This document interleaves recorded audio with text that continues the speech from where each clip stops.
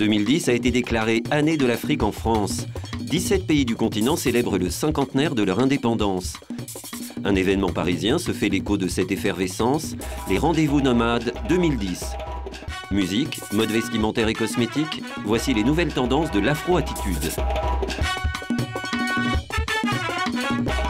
C'est un espace de rencontre où toutes les cultures peuvent se retrouver le temps d'un instant, le temps de quelques jours pour découvrir ou redécouvrir l'histoire de l'Afrique et des diasporas, donc Caraïbes, Antilles. La manifestation est parrainée par l'artiste ivoirien Tiken Jah Fakoly. Son credo, changer les comportements pour améliorer l'image de la diaspora. Seuls les Africains peuvent valoriser leur image. Les artistes peuvent jouer un rôle important aujourd'hui parce que nous, en tant qu'artistes, nous n'entendons pas des salaires à la fin du mois.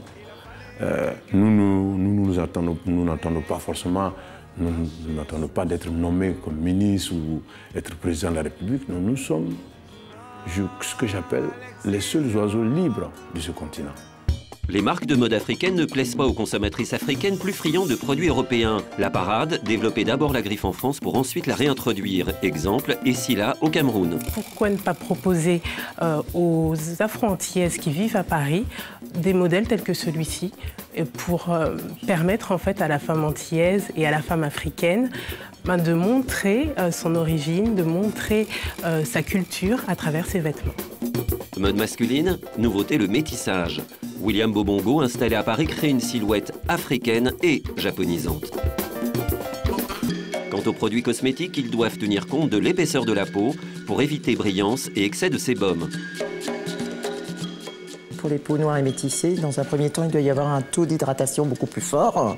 Il doit y avoir une absence d'alcool et une absence de parfum. Et ce qui se passe de manière générale, c'est que les gens prennent des produits, donc des toniques ou autres, à base d'alcool par exemple, ce qui déshydrate complètement la peau et ne permet pas à la peau d'activer en fait le renouvellement cellulaire. Mais le futur, c'est l'éducation. En 2009, Tiken Jah Fakoly lançait le concept « Un concert, une école ».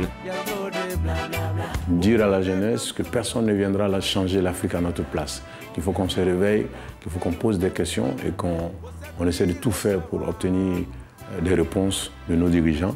Pourquoi l'Afrique est riche et que les Africains sont pauvres? Le destin de l'Afrique se trouve dans nos mains. Devise de la manifestation, chacun a le droit d'entreprendre et d'obtenir les moyens d'y arriver.